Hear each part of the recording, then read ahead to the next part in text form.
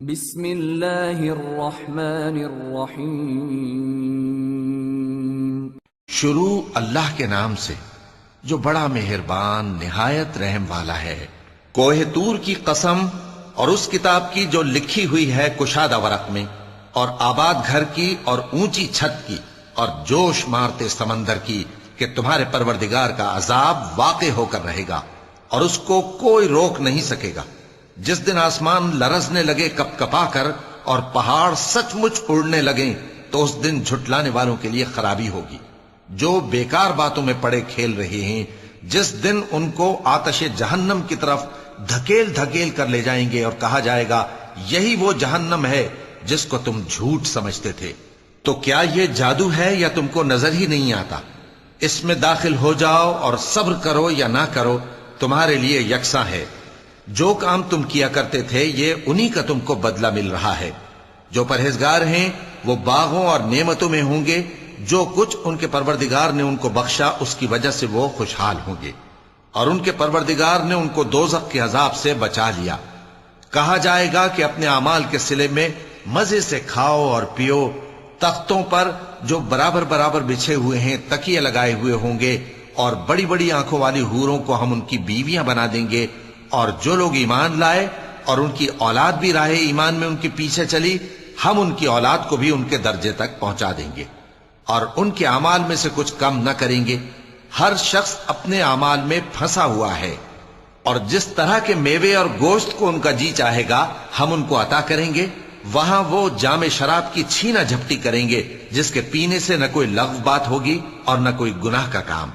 اور نوجوان خدمتگار جو ایسے ہوں گے جیسے چھپائے ہوئے موتی جو ان کے آس پاس پھریں گے، اور ایک دوسرے کی طرف رخ کر کے آپس میں گفتگو کریں گے، کہیں گے کہ اس سے پہلے ہم اپنے گھر میں اللہ سے ڈرتے رہتے تھے تو اللہ نے ہم پر احسان فرمایا اور دوزخ کی گرم ہوا کے عذاب سے ہمیں بچا لیا۔ اس سے پہلے ہم اسے پکارا کرتے تھے، بے شک وہ احسان کرنے والا ہے، مہربان ہے۔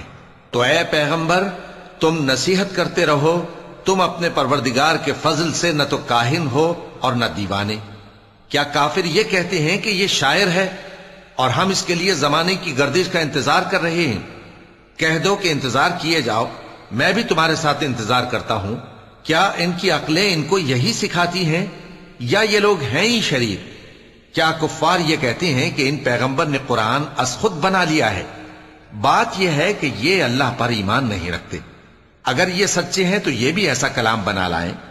کیا یہ کسی کے پیدا کیے بغیر ہی پیدا ہو گئے ہیں، یا یہ اپنے آپ کو خود پیدا کرنے والے ہیں، یا انہوں نے آسمانوں اور زمین کو پیدا کیا ہے؟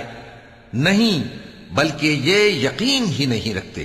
کیا ان کے پاس تمہارے پروردگار کے خزانے ہیں یا یہ کہیں کے داروغہ ہیں، یا ان کے پاس کوئی سیڑھی ہے جس پر چڑھ کر آسمان سے باتیں سناتے ہیں؟ تو جو سن کر آتا ہے وہ کھلی سند لے کر آئے۔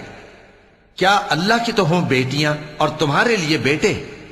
اے پیغمبر کیا تم ان سے کوئی معاوضہ مانگتے ہو کہ ان پر تاوان کا بوجھ پڑ رہا ہے، یا ان کے پاس غیب کا علم ہے کہ یہ اسے لکھ لیتے ہیں؟ کیا یہ کوئی داؤں کرنا چاہتے ہیں؟ تو کافر تو خود داؤں میں آنے والے ہیں۔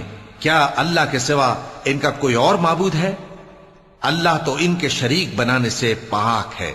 اور اگر یہ آسمان کا کوئی ٹکڑا گرتا ہوا دیکھیں تو کہیں کہ یہ ایک تہ بتہ بادل ہے، پس ان کو چھوڑ دو یہاں تک کہ یہ اس روز کا سامنا کر لیں جس میں یہ بے ہوش کر دیے جائیں گے، جس دن ان کا کوئی داؤں کچھ بھی کام نہ آئے گا اور نہ ان کو کہیں سے مدد ہی ملے گی۔